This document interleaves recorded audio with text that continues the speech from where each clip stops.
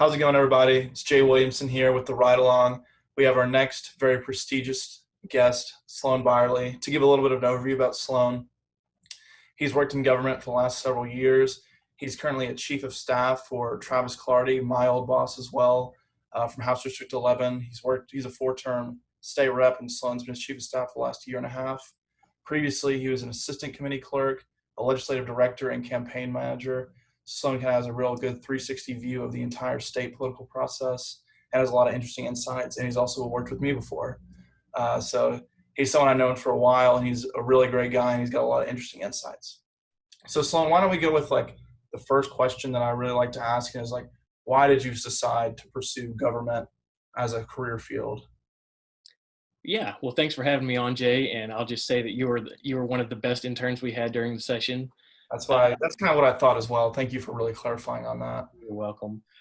So I've always been interested in politics. My grandpa was appointed county commissioner for a term. We've always talked about it. He and I kind of go back and forth. He's a Democrat, I'm a Republican, and so we always had this friendly banter. And I went to Hardin-Simmons my freshman year, transferred to Austin to go to UT. And being this close to the Capitol, it kind of got in my veins. I started watching the floor, reading articles, figuring out who was important, who could influence people. And so I reached out to a lobbyist who's now my mentor, and he introduced me to a bunch of folks. And that's how I got my first job in 2015 with Jim Keffer. Mm-hmm. And so what is kind of that application process, or the recruiting process for, say, you're not based in Austin, but you're made from. So in the Capitol and politics, it's a lot different than corporate America. There's not a recruiting process. Obviously, there's an application process, but people find out about you by word of mouth and just being around. And so it's just, how good are you at talking to people? How good are you at building relationships? Can people trust you? How good can you intake information and regurgitate it back in a thoughtful and truthful manner, an accurate manner? And so, it's a process of just putting yourself out there and getting involved with, whether it be city council, county commission, state legislator, or congressman's office in your home district. So, you obviously run your office, and what does that look like when you're trying to hire for the session? Because obviously the biggest amount of time, you're busiest of that 5-month period. So what does staffing look like for that specifically? So right now, to give you an overview of the office, it's just me, the chief of staff, and a district director along with a representative. But during session, we ramp up and we hire a legislative director. We usually hire a full-time intern, usually from SFA, since that's in Travis's district, and a few interns with connections that are probably from UT just because of the proximity. But we start ramping up in October so that we can have the two other employees, or at least the legislative director, familiar with the office, familiar with the member, familiar with the district, so that when that time rolls around, they can be familiar with the county judges, they can be familiar with the drafting process, taking phone calls, and just getting the feel for the office, because the difference between December and January is a 180-degree difference. It's fast-paced. There's a lot of moving parts, a lot of people coming in your office, and it's usually good to know those people when they walk in the door. I know just from my brief time in the Capitol, even just from January to February, March, April, every single month, it just the level of work just keeps ramping up and up and up, which is pretty interesting. So what does your day-to-day work look like right now with the session going on versus when the session is going on?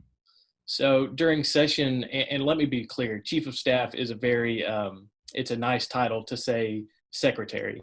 Mm-hmm. So I come in, I check the voicemails, emails, snail mail, go over the daily calendar, get the boss prepared for what's happening on the daily floor during session, committee bills that are coming up in committee votes, going over those bills with him, taking meetings with constituents, lobbyists, interest groups, or just visitors. We have a lot of school groups that come in during session. And so it varies day to day. There's no one day that looks the same. Like one day we had Clint Dempsey in the Capitol, and that was awesome, and he was a huge hit. And I didn't get much work done because I was being kind of a shepherd to him around the Capitol. But other days you don't have any visitors or guests, and you're just stuck in your office reading bills, figuring out what they mean, what they'll do for the state. good Right. or bad.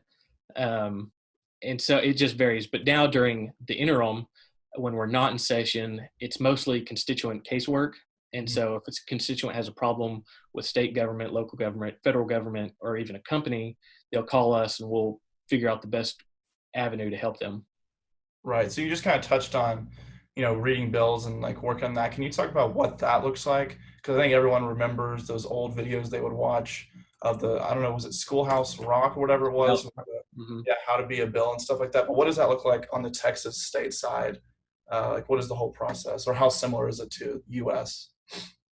Well, I can't really speak to the U.S. process, but when you draft a bill, a constituent or an interest group will come to you with a bill and say, hey, we think this will be beneficial to us or to Texas or to whoever.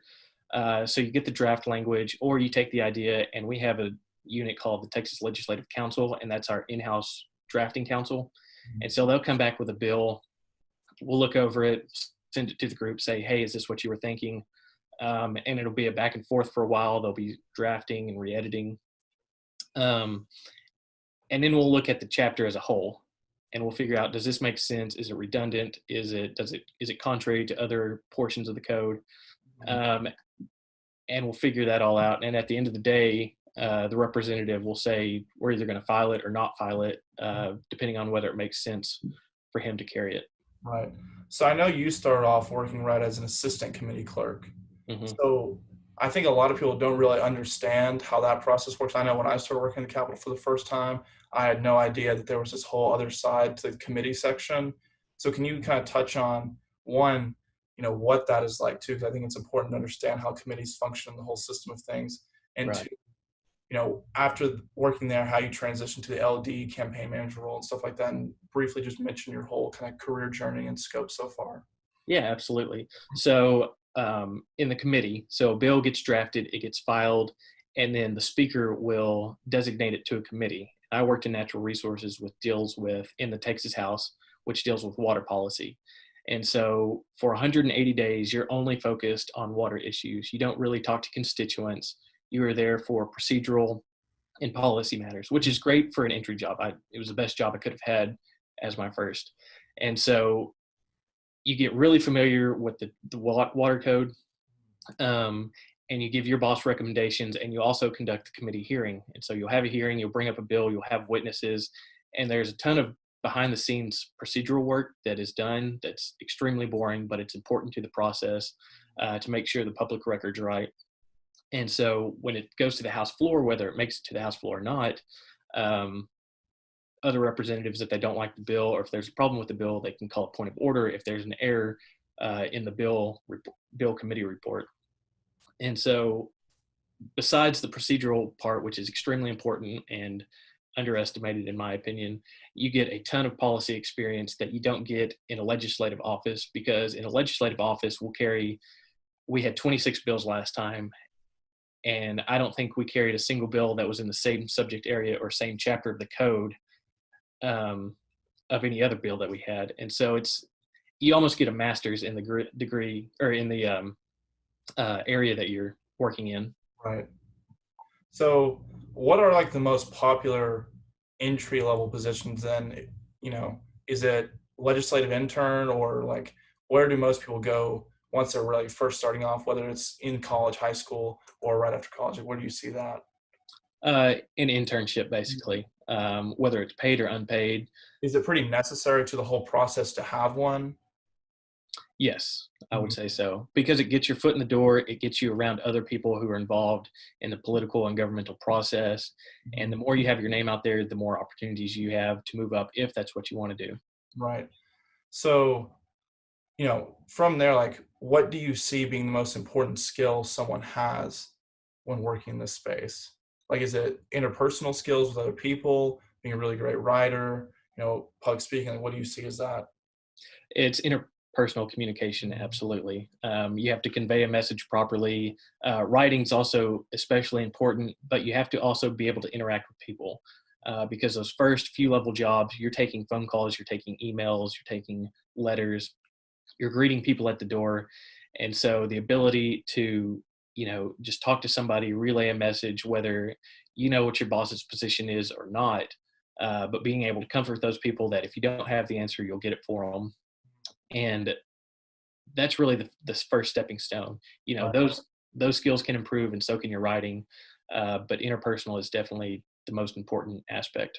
Yeah, I just know from my brief time how much you're actually meeting the people who are from the communities and stuff like that that you're representing, and having to talk to them about their issues and translate them to actual legislation, which I think is something that's really important. What is like not necessarily the organizational hierarchy, but like the stepping stones that people usually take in becoming a vaulted chief of staff like yourself? Like, what does that path usually look like? Is it similar to what you did, or? Yes, I would say so. An internship gets you in the door, which is great. It gives you policy experience as well as people experience. But I would say campaigns are just as important.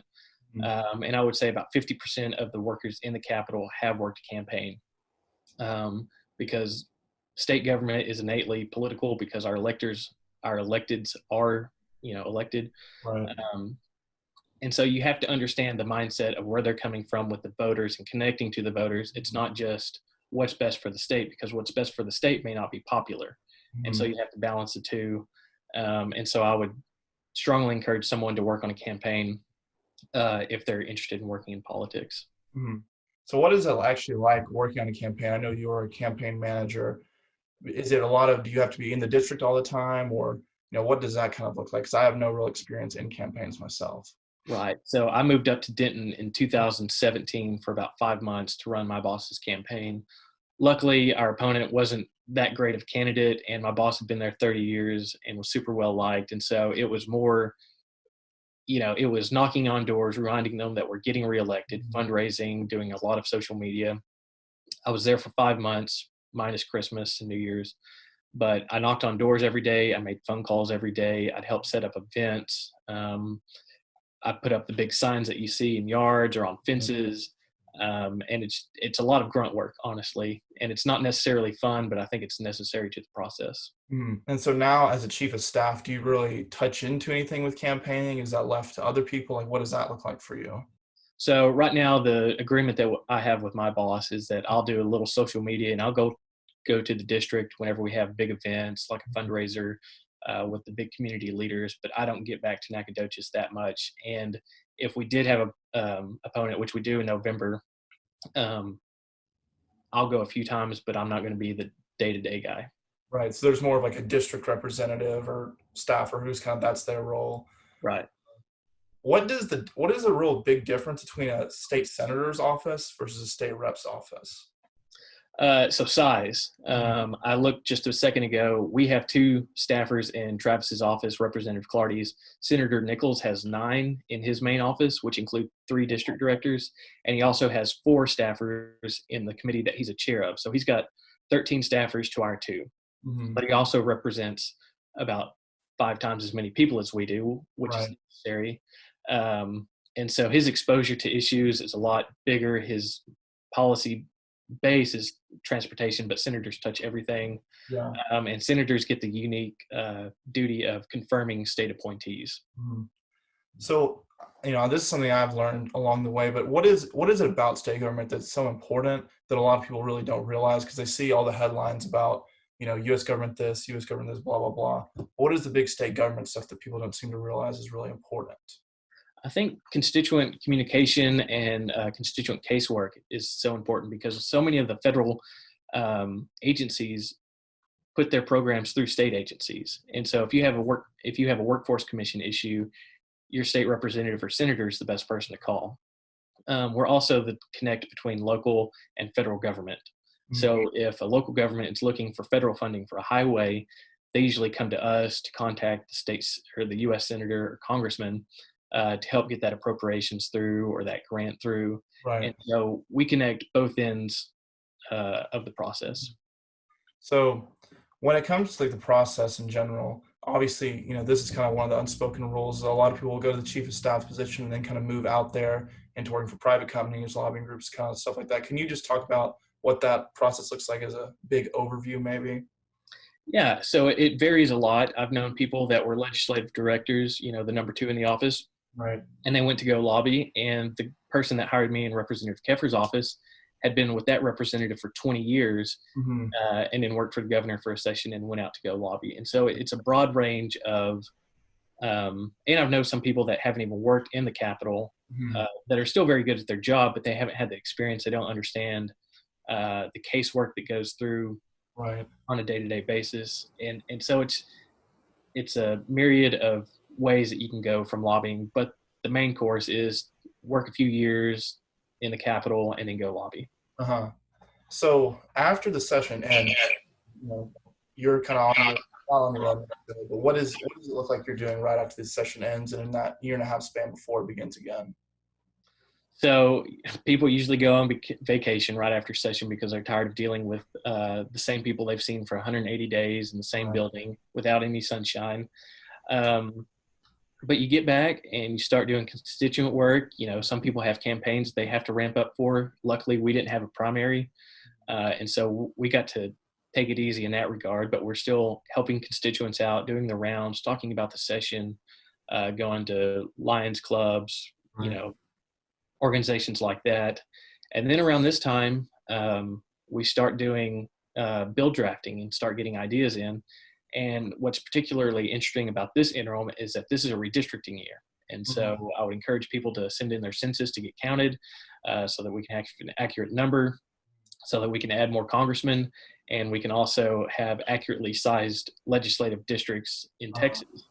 And that means a lot for rural Texas because the growth is in the urban areas. So we want to have as many people counted in the rural areas as possible so we can keep our rural representation. Right. So that's a big part. Now with COVID-19 happening, it's impacted our state budget, our state economy, our oil and gas prices. And so our state comptroller of public accounts is going to have to do some reconfiguration of his estimates for the state budget, which will be a huge ordeal. And people are expecting a big downfall in oil and gas prices, which will mean downfall for our state budget.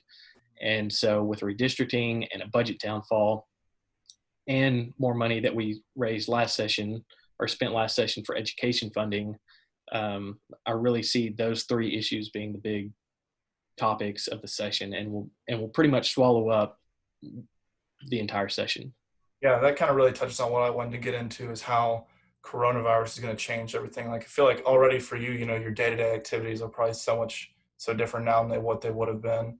And so do you think that's really what the entire session is just going to be centered around, is dealing with the fallout of this and, oil and gas prices going down and stuff like that? What else, other legislative issues maybe that we haven't touched on, do you think we're going to come up? Education funding is always a huge topic, redistricting. We'll see what happens to higher ed. Are we going to see numbers fall due to this because families are hit harder and impacted harder? Sorry about that. But I said 180 days. We have 140 days. And I really don't see too many issues. We're going to have a sunset of TDLR, which is Texas Department of Licensing and Regulation, which is a huge agency that regulates all the licensees in Texas. And so we'll see what happens with that, in regards to cosmetology and plumbers and a myriad of issues and licenses. But I really see those three issues sucking up our entire session. So do you think session is going to be a lot more crucial or a harder fought battle than what past ones have been? Or do you think this is like kind of uncharted territory for some of the stuff we're doing? Or do you think things will kind of gotten a little bit back to normal by then? I think they'll have gotten back to normal. I think at that point, hopefully, we'll just be dealing with a budget downfall. And so we're going to have to make some hard decisions on what we're going to do with that downfall, whether we inject more cash into the state budget. Sorry, I had to turn on my lights. In redistricting, which is also it's a huge political issue within the state, and people get their feelings hurt because districts change and they leave counties that they love, or they lose an entire district and get combined with somebody else.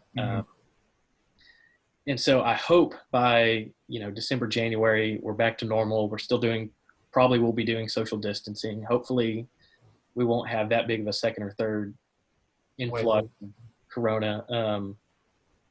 So we'll see. I mean, I'm in uncharted territories. And so we're just waiting to see what society looks like at that point and whether it's okay for 15 people to be in a committee room or whether we have 40 or 50 like past sessions. Right. So have interim studies, which can maybe provide a little context on what an interim study is as well, but have those really changed as this is going on? Because I know those typically, this is the time when those are usually happening, and those kind of determine a lot of big legislative issues for the upcoming session. Like, what does that look like with coronavirus going on? So an interim study is issued by the speaker to the committees of the House, and usually in early springtime, they start having hearings on these certain issues, but because of Corona, we haven't been able to have these hearings, and so they've just been put off. Uh, and I will say a lot of the interim studies were more of just monitoring implementation of legislation that was passed this past session. And it's not to downplay some of the things that we're looking forward to, but a lot of it was monitoring. But agencies can give us that update when we get closer to session and give us an overview of what they think's working, what's not, and we'll have the time to put in closer to session. Right now, it's important to keep families safe, homeschool, monitor your kids, do the day-to-day activity. And some people are still going into work.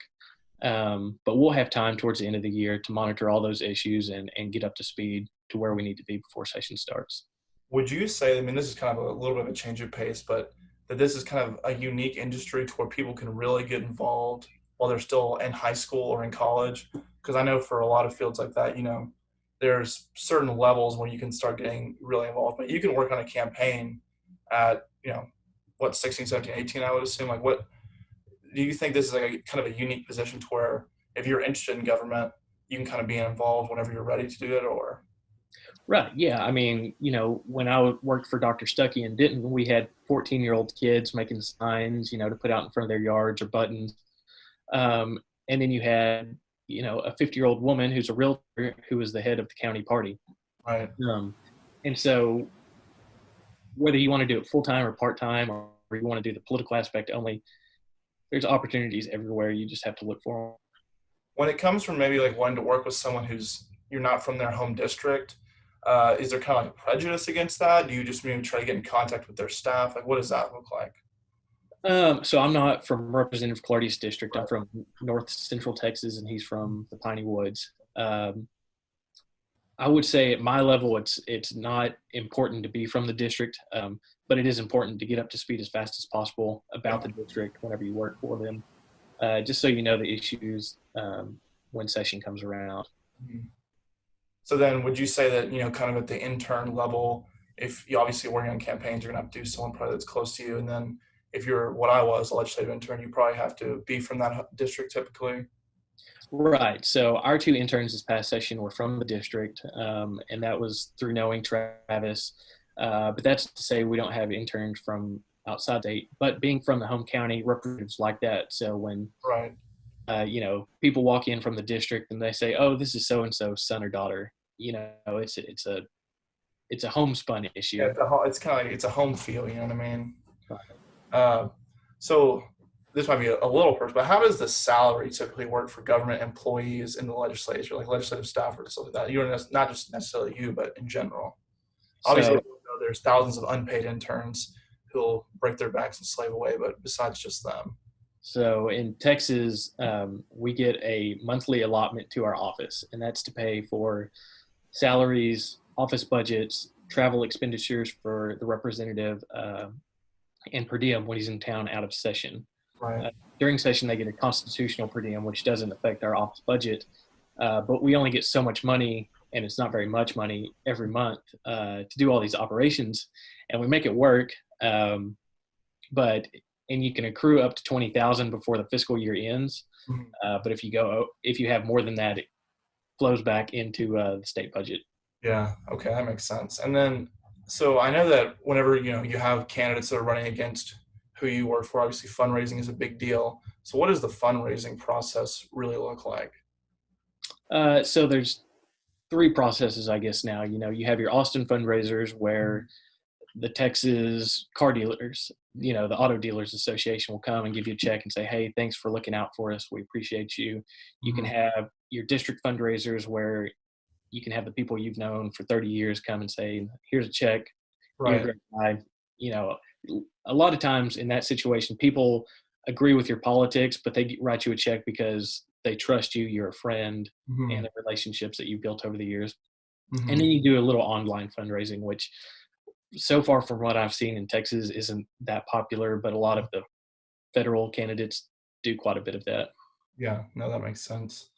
Uh, so, do you see like how is this field do you think going to change in the next 10 years? I feel like this is one of those things that a lot of ways have been done pretty similar since Texas legislature has been created. Do you think we're going to see any changing in the process of how we do stuff in the future, or have any of those been talked about? They haven't. That's kind of what I assumed, but Not to my knowledge. We'll see what happens with, I think, the interim reports, whether they do, like a Zoom uh, interim study with an agency and everybody's just on a screen. I mhm, think that's a real possibility, but at this point, I don't see anything other than that happening. right. I think everyone has this idea that most of politics is run through, backroom deals and stuff like that. But could you kind of, help curtail that myth and kind of explain that, it's really run through hard, analysis data that comes to the year and a half beforehand, and then a lot of legislative work that goes into agreeing with different people and compromise and stuff like that. Compromise is the name of the game. Mhm. There is not, I would say 95% of the time, you're going to have to change a bill that you've drafted to help it get it passed. And usually the 5%, you're naming a highway or you're congratulating somebody on an accomplishment. Right. Um, but and compromise isn't a dirty word. If a bill that we have has an unintended consequence to hurt somebody that we didn't expect or think about, we Mhm. are happy to change that because we think that'll make it a better bill and better for the state of Texas. Yeah, no, that makes sense. Uh, so if you could, look back on, Sloan Byerly 6, 7 years ago and give them like your key token line of advice, what would that, key statement be from all your years of wisdom now that you've gained? Just meet as many people as possible and learn as much as possible because in state government, that's the name of the game. Yeah. Well, I think, that kind of wraps up where we are. Thank you, very much. I obviously really appreciate it. He was my, first real major boss as well. So this is a little like PTSD flashback for me as well. Uh, we want to encourage, all our listeners to go follow us on social media at the ride along _ both on YouTube and Instagram and stuff like that. So once again, thank you very much, Sloan. Thank you for, what you do for the state. Have a great one. Have a great day. Thank you, listeners.